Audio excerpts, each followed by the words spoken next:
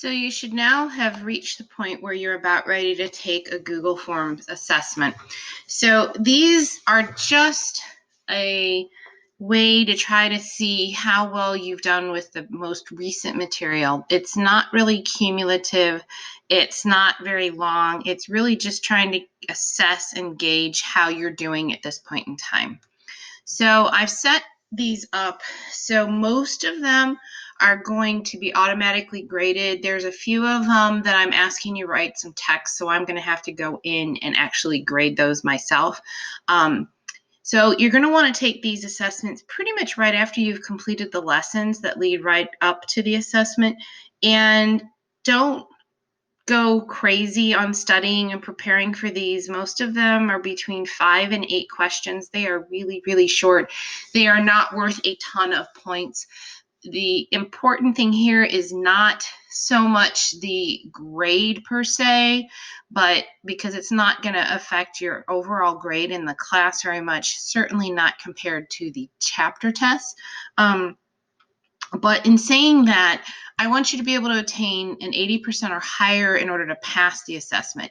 If you don't obtain an 80% or higher, I'm going to ask you to do a little bit more studying, retake the assessment, and then I will replace your grade. So just to kind of reiterate, you're going to take this assessment right after you complete the lessons.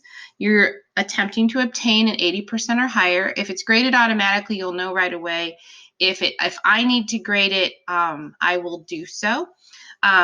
If you don't have an automatic grade, go ahead and move on. Or if you really feel like you're definitely going to have to retake it, go ahead and do that. If you're waiting for me, especially at the very beginning of the year, just keep on moving, keep on working. Don't sit and wait for days waiting for me. If you pass the assessment, go ahead and move on. If you do not achieve an 80% or better, I'm going to ask you to get a copy of the assessment retake plan. It's on Google Classroom. I've already set it up so that you should end up with a copy of it.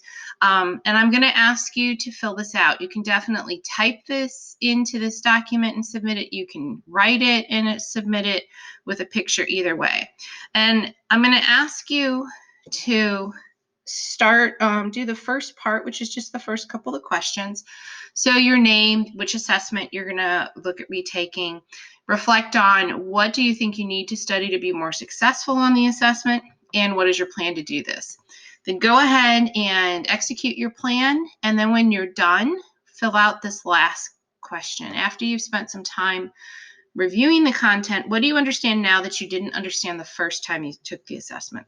So after you're done with that and you've submitted this, go ahead and you can take the B version of the assessment, which is available to you through the Google Classroom.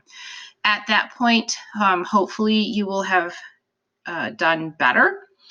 If you do not pass the assessment retake with an 80%, then you're going to need to discuss with me what to do at this point to show that you understand the material. So at this point, you and I need to have a conversation via email or via a virtual meet to determine the best method and determine what it is that you don't understand that maybe you need a little bit more assistance with in order to be more successful on this, because this is the short part of the assessment and you'll see questions similar to this on your chapter test, and I want you to be successful. So that's the information for the assessments. So you should be ready to go ahead and take the first assessment, which is using Google Forms about your first topic in physics.